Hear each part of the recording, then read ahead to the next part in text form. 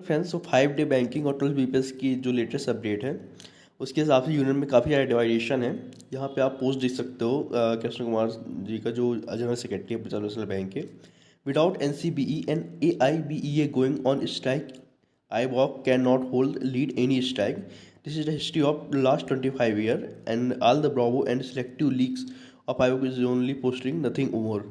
मतलब बस ये लिख रहे हैं कि क्योंकि एनसीबीई एंड एआईबीई जिनके पास क्लरिकल यूनियन और उसमें मेजोरिटी है, ये एक हिसाब से एग्री हो गए हैं विदाउट 5 डे बैंकिंग सेटल करने के लिए। और यहाँ पे जो लिखा है, once bipartite sign by the workman union the game is over. अगर बाइपर्टाइज साइन हो जाता है तो फिर ऑफिशियल यूनियन अकेले कुछ नहीं कर पाएगी क्योंकि डिवाइड हो जाएगी। और दूसरा क्या होता है, बाइपर्टाइज लीगल है तो उसके हिसाब से बाइपर्टाइज हो जाएगा तो फिर ऑफिशियल यूनियन को साइन करना ही पड़ेगा। सो डिवाइड के कारण अब जो लग रहा है कि इसी मंथ में मार्च में ही, क्योंकि बहुत सारे क्लरिकल यूनियन बोल रहे हैं कि साइन करने के लिए। और यहाँ पे आप ट्वीट्स में देख सकते हो उन्होंने क्या लिखा हुआ है, only the United UFU can clinch 5 day, कि हम यूनाइटेड होकर ही 5 डे ले सकते हैं। Divide house can not do this, workman union sign bipartite and officer union joint note. Workman union के लिए बाइपर्टाइप होता है, ऑफिसर यूनियन के लिए ज्वाइंट होता है। Bipartite has a legal sanctity due to ID act.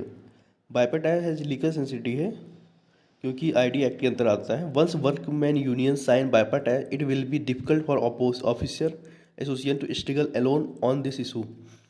कि एक बार वर्कमैन यूनियन साइन हो गया तो फिर कोई मतलब नहीं होगा, ऑफिसर यूनियन को भी साइन करना पड़ेगा।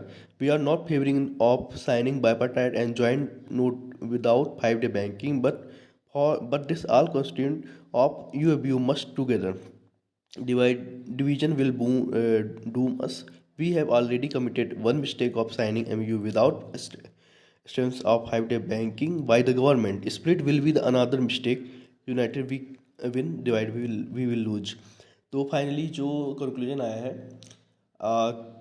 क्लरिकल यूनियन और NCBE और AIBOC दोनों तैयार हैं साइन करने के लिए विदाउट 5 डे बैंकिंग।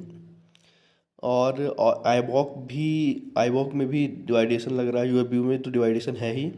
तो जिस प्रकार से लग रहा है हिसाब से तो यूनियन हाथ खड़े कर दिए हैं और मोस्ट प्रोबेबली मार्च मंथ में ये लोग विदाउट 5 डे बैंकिंग साइन करने के मूड में हैं।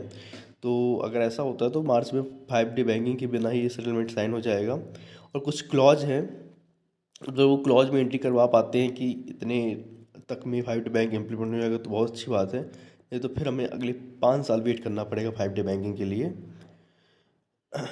एंड यहाँ पे एक चीज़ सुनने में आ रही है, जो बर्नली जी हैं UFU कन्वर्टन, वो भी उनकी तरफ से भी अब वो पीछे हट रहे हैं।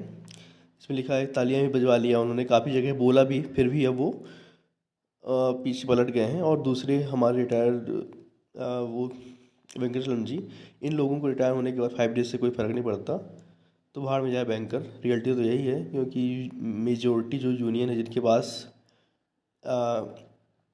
स्ट्राइक होल्ड करने की पावर है, तो उनके वो 5 डेज उनको ज़्यादा मतलब नहीं है, इसलिए उन्होंने ध्यान भी नहीं दिया है। तो लेट्स सी क्या होता है। अगर डिवाइडेशन तो समझ में आ ही रहा है, अगर ऐसा होता है तो 5 डे बैंकिंग तो भूल ही जाओ, सेटलमेंट साइन हो जाएगा। लेकिन 5 डे बैंकिंग का फिर मुझे लगता है 2027 तक वेट करना पड़ेगा। अगर यूनियन कुछ एक्स्ट्रा एफर्ट करके क्लॉज ऐड करवा लेती है, जैसे 2015 में हुआ था, तो हो सकता है कि हमको लास्ट दिसंबर तक या कभी ऐसा मिल पाए, नहीं तो फिर गवर्नमेंट तो इस पर ध्यान देने वाली नहीं है। थैंक यू दोस्तों।